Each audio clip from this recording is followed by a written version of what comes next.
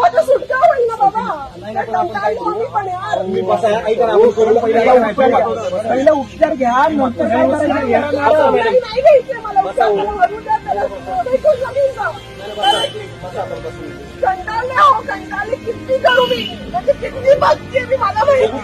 नाही पण माणूस चालला पाहिजे. सरकार कसलं बी असू द्या, माणूस जगू द्या. शेवटी तुम्हाला सुख मिळालं पाहिजे, त्यांना सुख मिळालं पाहिजे.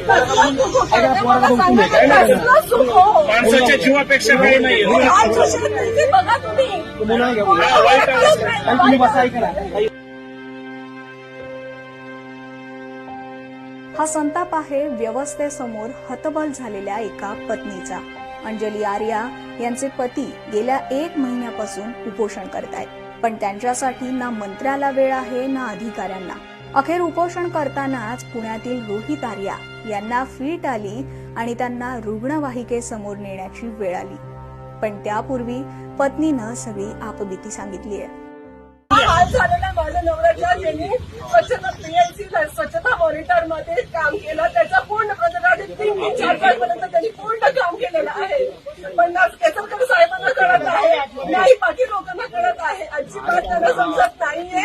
आज 1 महिना झाला त्याला उपोषण करताना. लास्ट टाइम मंत्रालयात पाडला होता, त्याच्यानंतर मंत्री महोदय त्याच्याकडे गेले होते, घरी गेले होते, आश्वासन दिलं होतं की आम्ही करू तुमचं सगळं, जे तुम्ही प्रोजेक्ट केलंय तुमचं रिकग्नेशन करू, तुमचं आहे, तुमचा प्रोजेक्ट आहे, आम्ही करू. पण काहीच ते करत नाहीये. आता आज महिन्याचे हाल झाले.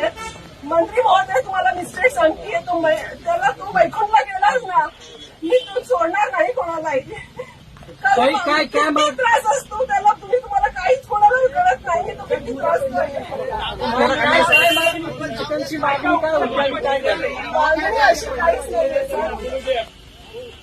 तुमचं जे प्रोजेक्ट चालू होतं मिशन नेक्स्ट चेंज स्वच्छता मॉनिटर, ते त्यांनी स्मॉल प्रोजेक्ट सुरू केलं होतं. केसरकर साहेबांना आवडलं.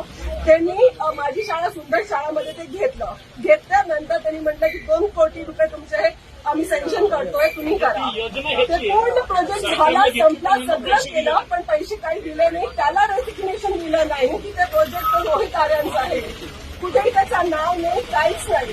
चला आम्ही म्हणतो ठीक आहे, काय आता नवीन प्रोजेक्ट सुरू करतो. सेम प्रोजेक्ट आता तुम्ही बघितलं ना, GR बघितलंच ना तुम्ही, त्याच्यामध्ये पण पीएलसी स्वच्छता मॉनिटर आहे केलेलं आहे.